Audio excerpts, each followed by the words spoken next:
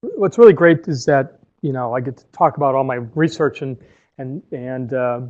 which I love doing. So I'm going to tell you about a different kind of study, and then mention some other kinds of experiments you can do, and other kinds of samples you can run, and then try and teach you a little bit about obesity. Now, none of us, I'm sure, actually have gone through the circle of diet frustration where you lose weight and then you regain it.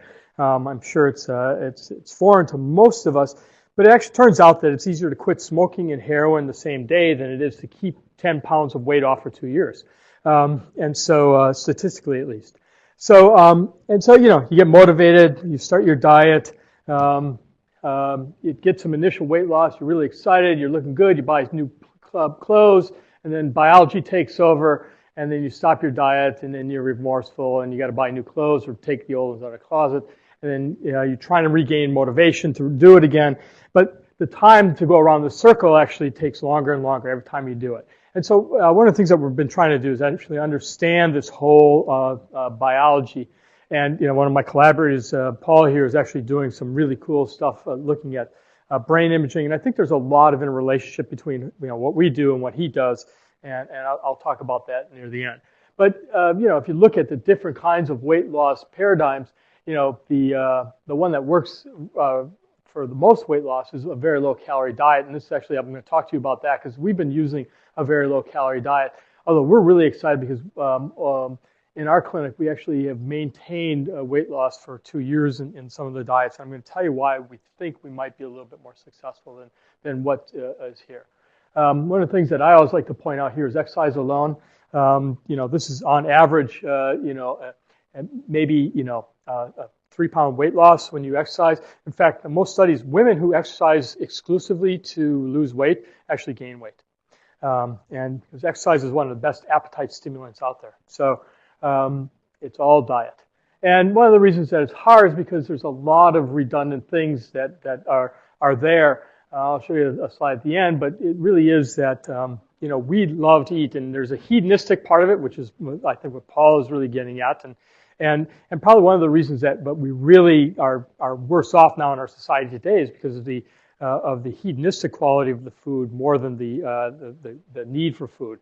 I can see Sasha there, stuffing potato chips into his mouth. Yeah, but I ran this morning, so. Anyways, so we're really trying to understand what the relationship is between hormones and nutrients and all these kind of things. But so one of the things that we know is that people who are obese have levels of amino acids and other metabolites in their blood that is higher than people who are lean. And this is probably a homeostatic mechanism. Your body doesn't want to take up all this stuff into tissues because there's only a certain amount of storage that you can do.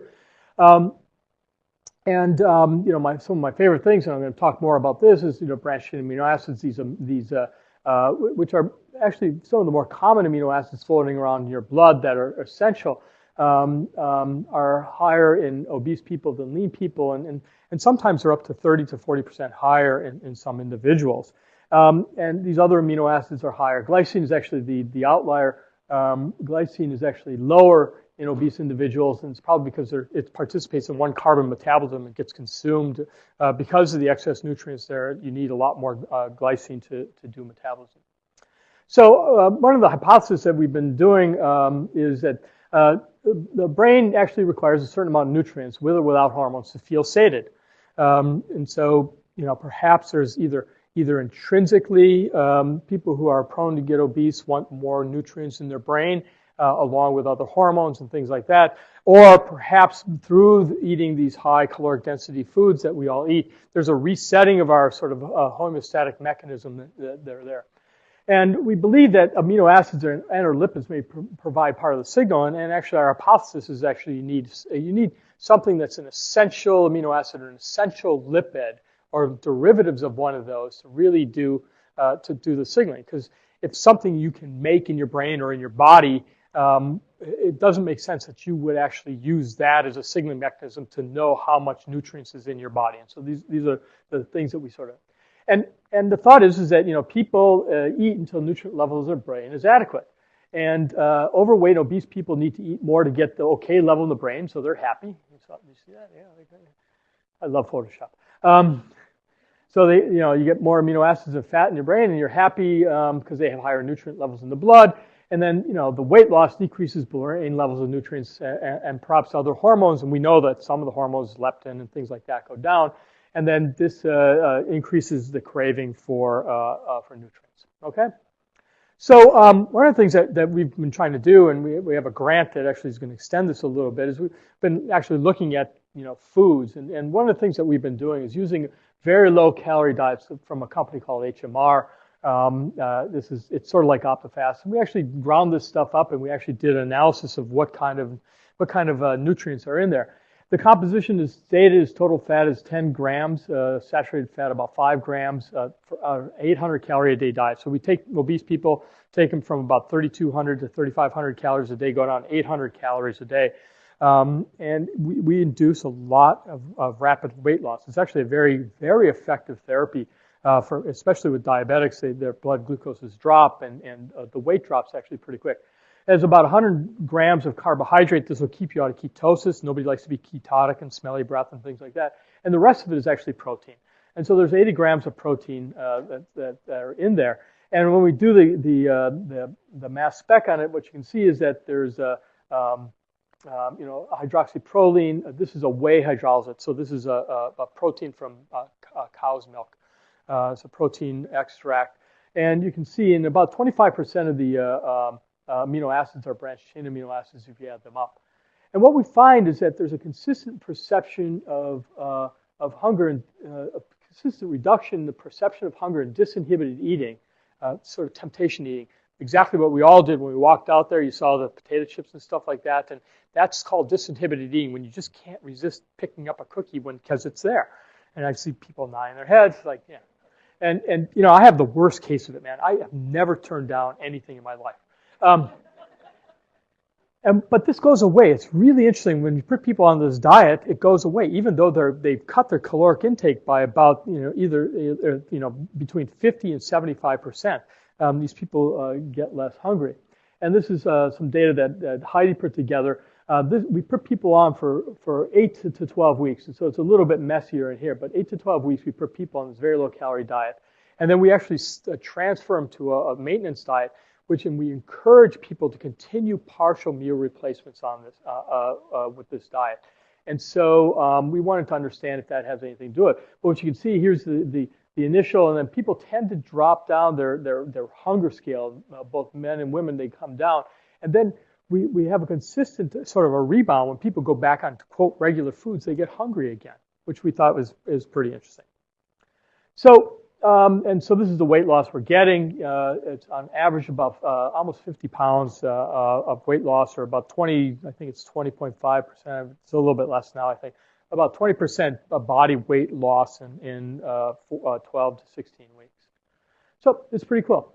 So we did some the Heraclitical method, dynamic profiling, and I'm just going to show you some of this stuff.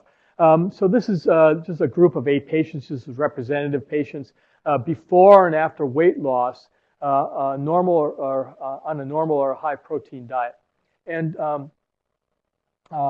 so this is people who, these are people who get switched from baseline, and then after they switch back to a, quote, normal diet. So here's the dynamics during what's called a mixed meal tolerance test. We give them a can and a half of Ensure and get the nutrients, and we actually measure the nutrients. We measure a bunch of different things over time. And you can see what happens is that people, here's the dynamics before, and here's after weight loss, before and after. You can see that there's a sort of a blunting. There's not as a high of a peak, and I'm using leucine here, and it'll be obvious why a little bit later. And here's people who are still on, let's see, this is people who are on the, this is tested while they're on the diet. And there's a less change when people are on the diet as far as their dynamic of leucine dynamics. And a lot of the amino acids are the same way. There seems to be a blunting of this reduction in the peak levels. And what we believe is that, and I'll show you this in a second, is that even though people are getting more insulin resistant and their blood glucoses are getting a lot better, what happens is that the amino acids stay higher in the blood for the most part, as if they were still obese because they're getting very high protein levels. Now, one of the interesting things we've done is actually looked at people before, people who are overfed, and if you give them a high-fat diet, actually, and this harkens back to the other talk I gave, if you give somebody a high-fat diet, they actually consume more blood amino acids than if they're not on a high-fat diet. So there's really a dynamic interaction between metabolism of lipids and branched-chain amino acids especially. So people who are, they get a reduction in their insulin sensitivity, or excuse me, an increase in their insulin sensitivity, a decrease in what's called the HOMA value consistently, but maintaining these amino acid levels, okay? And this is a normal diet or a very low-calorie diet. You can see that there's a drop in a lot of these amino acids in the fasting state after a 15% weight loss. But the very low-calorie diet, if you test them while they're still in the diet, there's actually a blunting. And especially the branched-chain amino acids don't change. They don't drop as much. And it's probably because there's real high levels in whey hydrolysate, so there's a lot of branched-chain amino acids there.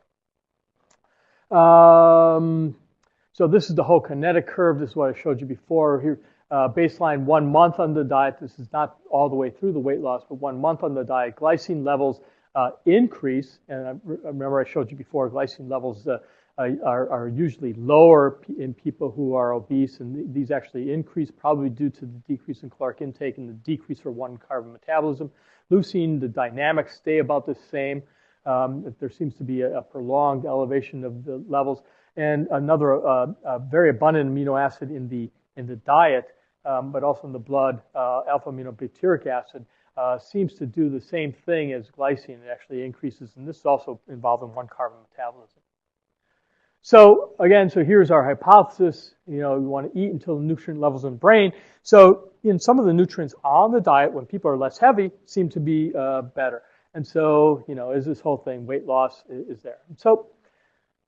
So we decided to get a little aggressive, and we got some samples of people who got their a CSF sample done before and after weight loss, or excuse me, these are a number of people that Mike Rosenbaum and Sharon Wardlaw did at Columbia University, and they gave us CSF samples, and what we did is we looked at the relationship between BMI and the different levels of these representative amino acids. We actually have a lot of them.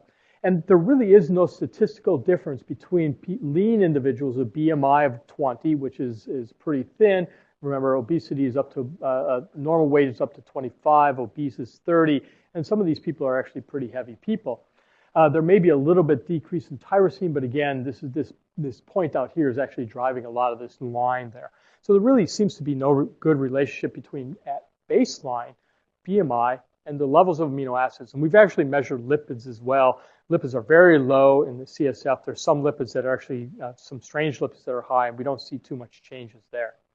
So at baseline, there's really no change when you take a CSF sample in lean or obese people. So this actually goes sort of consistent with the theory. If you believe that you eat until you get enough nutrients in your CSF, you would think that there'd be about the same level in people who are lean and obese. Okay. All right.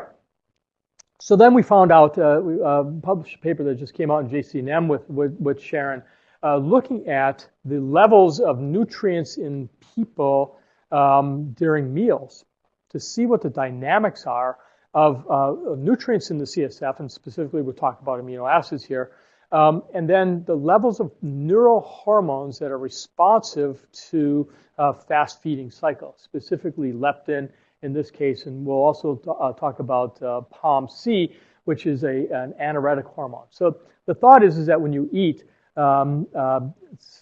different hormones and perhaps different nutrients causes a change in neurotransmitter firing in the hypothalamus that regulates some of the feeding behavior. And AGRP and MPY are basically I want to eat hormones, and POMC and CART are I don't want to eat, anorexigenic hormones. Okay, and so what Sharon has developed some very sensitive assays for leptin, which can signal through these neurons as well, and POMC, and we want to look at the relationship between feeding and the levels of these hormones to see if there's a dynamic relationship between nutrients. And so here's a 24-hour profile of plasma leptin. Here's CSF leptin. You can actually see there's a shift. it takes a while for leptin to get across the cerebral spinal fluid, and probably leptin's a much more long-term sort of hormone. If you look at CSF leptin and plasma leptin, there's really not a great relationship. If you shift 2 hours, you can see it's a little bit better relationship. If you shift 5 hours, there's a good relationship. So this is the lag that you get across. And so just eating right away and leptin's levels changing probably has very little to do with acute feeding behavior. At least that's the result here. Now here's POMC. Remember, this is a hormone that's pro-opioid melanocortin. It's part of the cortisol molecule, but it also gets chopped up and some of these fragments bind to the MC4 receptor and will actually cause anorexia.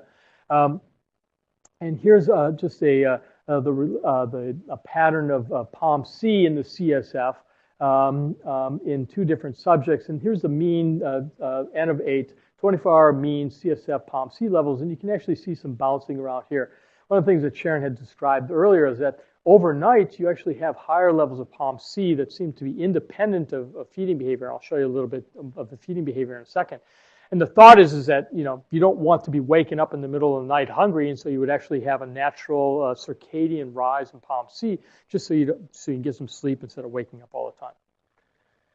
And if you look at mean CSF leptin and POMC levels over a 24-hour period, there's actually a good relationship, and it's probably because this shift in the leptin when you fast, leptin levels tend to go up a little bit, and POMC goes up, and so there tends to be a good relationship, at least overall. All right, so what we found these samples from this guy Randy Bateman, and what Randy was doing was at WashU, he was looking at the dynamics of the synthesis and turnover of I'm blocking because I have Alzheimer's disease protein, beta amyloid. Sorry, it's like now I'm feeling really self-conscious. Beta amyloid, which is synthesized, and he wanted to look at the dynamics of it. And so what he did is a very heroic experiment, where part of these samples came from, put in subthecal catheters, basically stuck a catheter into the CSF and sampled plasma every 2 hours and CSF every hour over a 36-hour period. And what they documented is when people ate and how much they ate and the kind of food they ate. And we got the leftover samples after he did his dynamic measurements of beta amyloid protein, and we measured them. And what we looked at is the relationship between plasma levels, and unfortunately he didn't draw plasma every hour; he only drew it every other hour, and we're the CSF. But what we could find is that there was a relationship between eating. So here's breakfast, here's a snack, here's lunch, here's a snack. And what you can see is that for a lot of these, for some of the amino acids, you can see that there is a clear relationship between snacks and meals and ups and downs. And so it looks like there's a rapid transit of nutrients derived from a meal. And this has actually been shown before in monkeys, but nobody's actually shown this in humans previously. There's a dynamic relationship between consumptive behavior and then nutrients going into your CSF. Okay? And so here's leucine, plasma leucine, and here's breakfast, lunch, and this is just from one subject. So when we actually did this, and this is just two subjects and all the different amino acids, you can look at the relationship between the plasma, which is in red, and the CSF levels. And some there's good relationships, and some there's a little bit poor relationship. And Jane in the Metabolomics course did a great job of really figuring out how to do these assays, because these levels, the amino acids, are about 10-fold lower in the CSF than they're in plasma. So so when we looked at it, what we did, looked at the correlation of CSF and POMC leucine levels. It looked like the branched chain amino acids really are the ones that their relationship. And so here's POMC, the anorexic hormone, and here's leucine. What you can see is here's breakfast, leucine goes up and POMC follows it, leucine drops, POMC drops. Here's snack, here's lunch, here's another snack, here's dinner. And you can see there's a nice relationship in this individual here.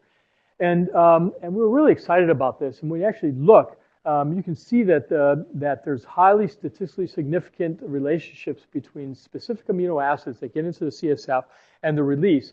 And the branched chain amino acid isoleucine and leucine, actually, if you add them all together, it's actually a very high there's a very high correlation. There's also correlation with other amino acids as well, specifically methionine, sarcosine, which is at much lower levels. But here's the correlation coefficients that you can see in the statistical things. Now, what's really cool about this is that a couple of years ago, Randy Seeley, who's actually joining our faculty in about 10 days, did a experiment where he put leucine into the CSF of mice and showed that leucine going into the CSF of mice stops them from eating, which is kind of cool because now we have this relationship between this nutrients coming into the CSF and he thinks it's actually through the activation of this mTOR kinase. Subsequently, my Alzheimer's, Gary Schwartz at Einstein showed that POMC is released. If you put leucine into the brain of mice, POMC is released in the hypothalamus of these animals, and actually in some of the brainstem regions as well.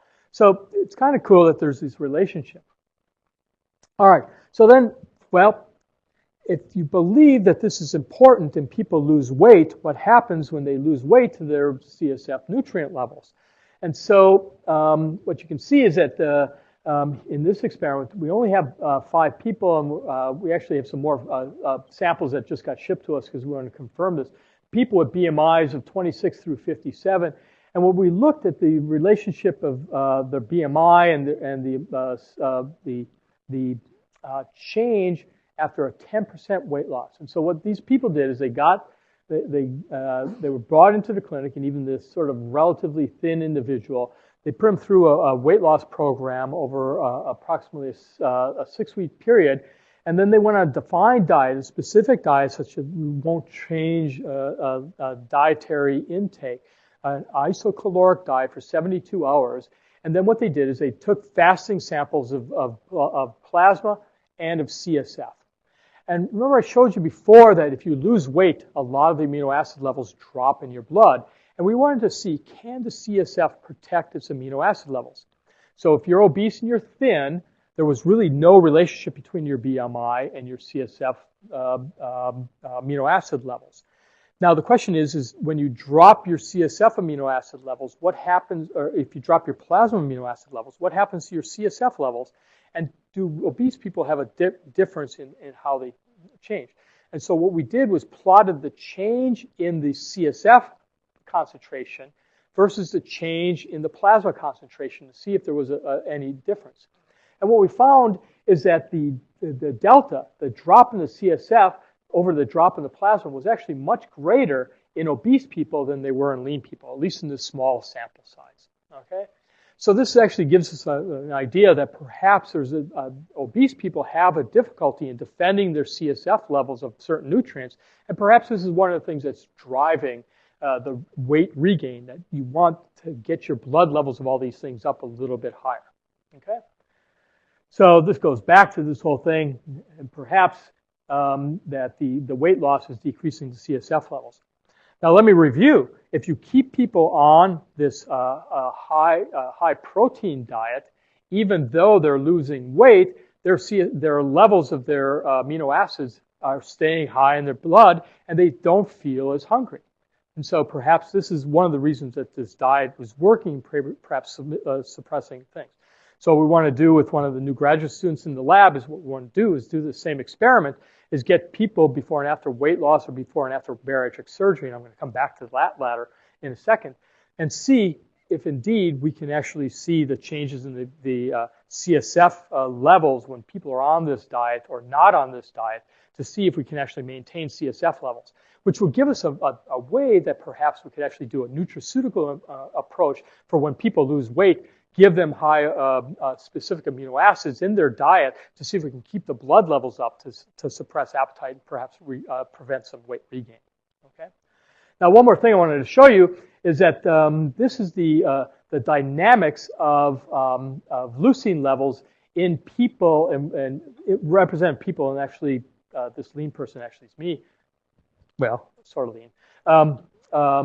And this is an obese pre-very low calorie diet. This is an obese person post very low calorie diet. So this is back on a normal thing. So an obese person, here's their dynamics. And this is actually an aggregate of a number of obese people. So you can see that the baseline levels are up, and the levels that they get in their plasma when they eat goes up higher. And if you believe that this translates into higher CSF levels, that's cool. So here is the obese person after very low calorie diet. You see they don't get the peak. This is an obese person before they have bariatric surgery. So this Roux-en-Y gastric bypass, where they actually bypass the upper part of the duodenum and the upper part of the jejunum and replumb down later. You can see here's before, sort of like the same thing here. And what happens is that these people have a drop in their baseline levels of the same as after a very low calorie diet, after they lose weight. But what we found is that they actually have a very high spike, and this is a very reproducible find that we've had after bariatric surgery, is that they hyperabsorb their nutrients. And we have a theory on why it is. It's actually harkens back to some stuff.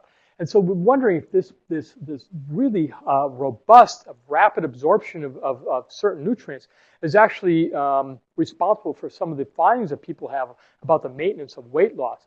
If you ask a bariatric surgery patient, they're hungry at baseline, but when they start eating, they get full very quickly. And the thought is that you have a smaller stomach volume, and you get the expansion. There's these nerve things that go to your brain, and that may be. But we're wondering, is part of this actually due to the higher peak? And so this is the other part of the experiment that we want to do. Take bariatric surgery patients, have them lose weight, stick a catheter in their back, have them take something, drink something, and see if we actually get higher CSF levels of these kinds of things to look at this dynamic.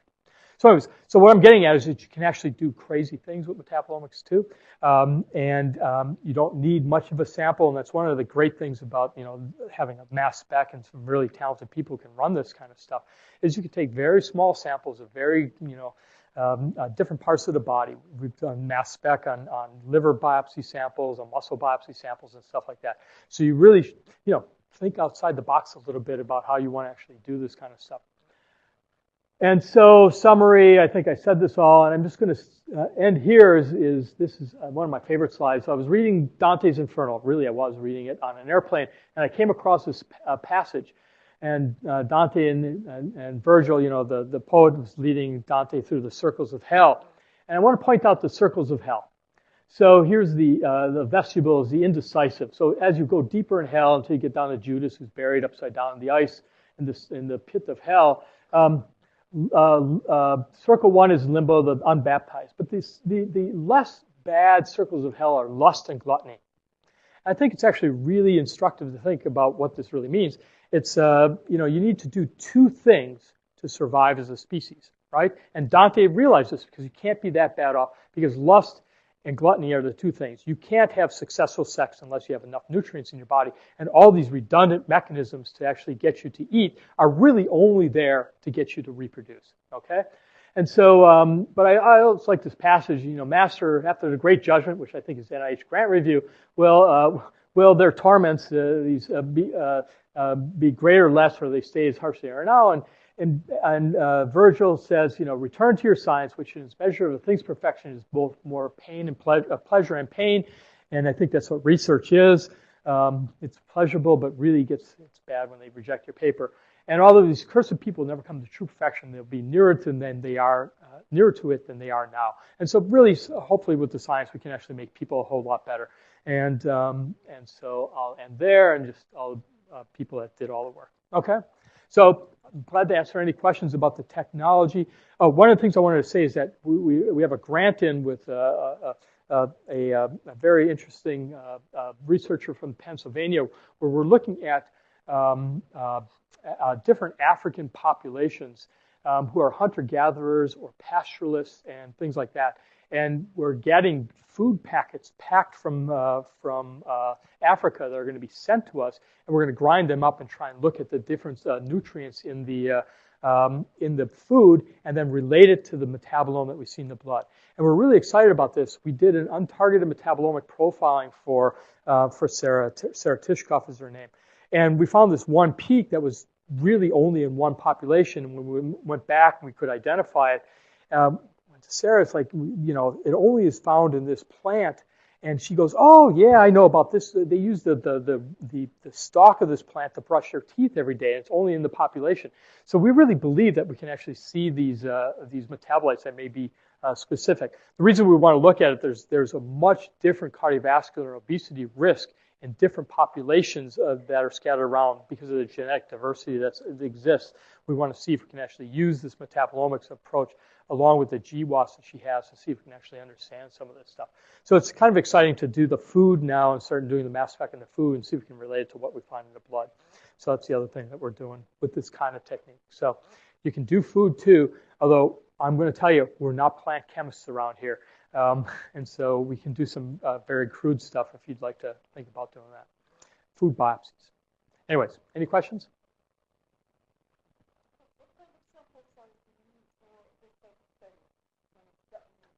For CSF? So I think we were doing, Charles, I think we were doing like 50 microliters of CSF, 50 to 100 microliters. Oh. So some of the stuff I showed you, so I mean, the stuff I showed you now, the whole dynamic thing and these correlations were done on 8 individuals. Because it was really, these are not easy studies to do, putting a catheter in somebody's CSF, but I mean, we're going to shoot for 10 to 12 people with the weight loss study, just before and after bariatric surgery and before and after weight loss to see if we can do that. But we're only going to put the needle in for 4 hours, give them, get a baseline sample, and then give them a mixed meal and see if we can actually look at the dynamics. We're going to try and do it a little bit easier. Yes, ma'am.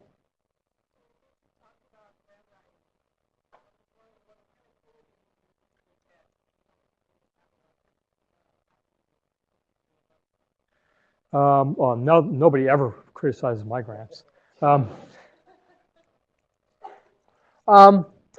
So, we get the usual thing about, well, this is fishing, it's hypothesis generating, you're not really testing, you're not really testing hypothesis. Most of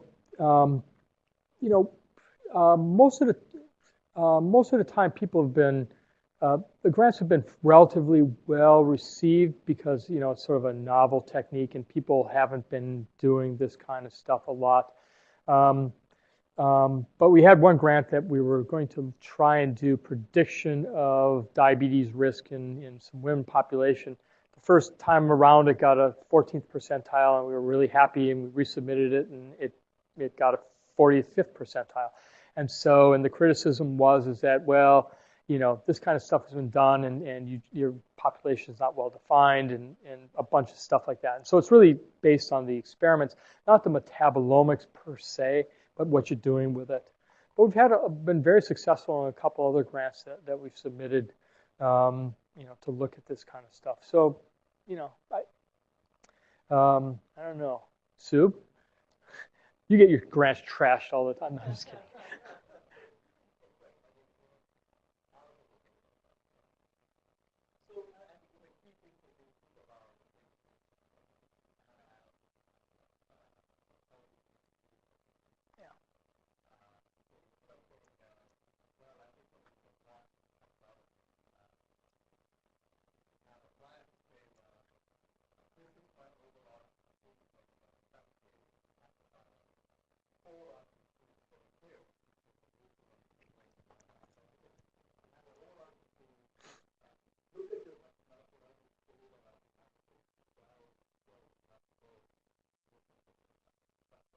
Yeah.